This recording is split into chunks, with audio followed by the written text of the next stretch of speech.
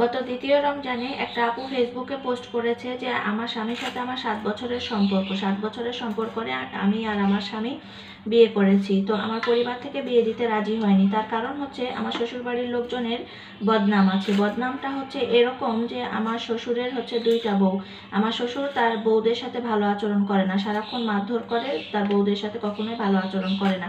এই নিয়ে সমাজে আমার শ্বশুরের একটা বদনাম আছে। সবাই আমার শ্বশুরকে বদমেজাজি, বদরাগী এবং খারাপ মানুষ হিসেবে জানে। তো সেই জন্যই আমার পরিবার থেকে এই পরিবারে বিয়ে দিতে রাজি হয়নি। তারপরেও আমি পরিবারের অমতে গিয়েই আমার স্বামীকে আমি বিয়ে করেছি।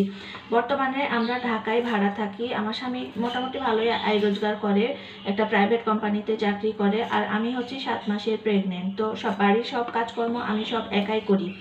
তো আজকে ভাত রান্না করতে গিয়ে আমার স্বামীর প্লেটে খেতে বসে আমার স্বামী আমার মাথার একটা চুল পায়। তো সে আমাকে খুব বেধড়ক মারধর করে।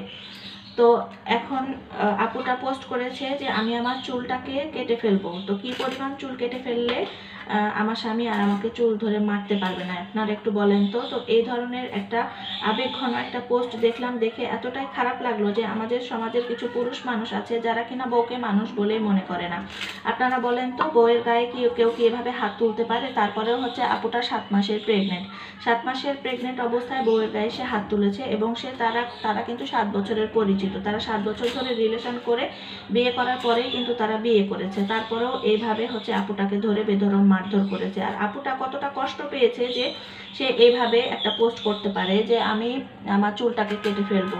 আসলে মেয়ে মানুষকে অনেক মানুষ আছে যারা কিনা মানুষ বলেই গণ্য করতে চান না। আপনারা একটু হাদিস খেয়াল করে দেখবেন যে হাদিসে কিন্তু মেয়েদেরকে সর্বোচ্চ সম্মানের স্থান দেওয়া হয়েছে। একটা মানুষকে তখনই ভালো মানুষ হিসেবে গণ্য করা হবে।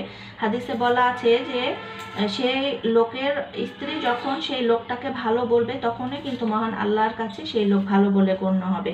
তো এতটা সম্মান, এতটা মর্যাদা দেওয়া হয়েছে ইসলামী নারীদেরকে, অথচ কিছু কিছু পুরুষ মানুষ নারীদেরকে মানুষ বলেই গণ্য করতে চান না। তারা সবসময় নারীদেরকে হেয় করেন, ছোট করে কথা বলেন, বা স্ত্রীর সাথে যা ইচ্ছা তা আচরণ করেন। এটা কখনো করতে যাবেন না। আপনি যদি আপনার সন্তানের কাছে একজন ভালো বাবা হতে চান, তাহলে অবশ্যই আপনি চেষ্টা করবেন আপনার স্ত্রীকে সম্মানের স্থানে রাখার। আপনার বাচ্চা কাচ্চারা যখন দেখবে যে আপনি আপনার স্ত্রীকে খুব সম্মান দিয়ে রেখেছেন, ভালো ব্যবহার করেন, তখন কিন্তু আপনার বাচ্চা কাচ্চারা ঠিক সেরকম আদর্শেই কিন্তু মানুষ হবে, তারাও কিন্তু ভালো হবে। যখন দেখবেন যে আপনি আপনার স্ত্রীর সাথে খারাপ আচরণ করতেছেন, তার প্রভাব কিন্তু আপনার বাচ্চা কাচ্চাদের উপরে এসেই পড়বে। তো সেই জন্য আপনার স্ত্রীর সাথে ভালো আচরণ করবেন, আপনার পরিবারটাই কিন্তু সুন্দর হবে। আপনার পরিবার সুন্দর করতে পারেন আপনি একমাত্র।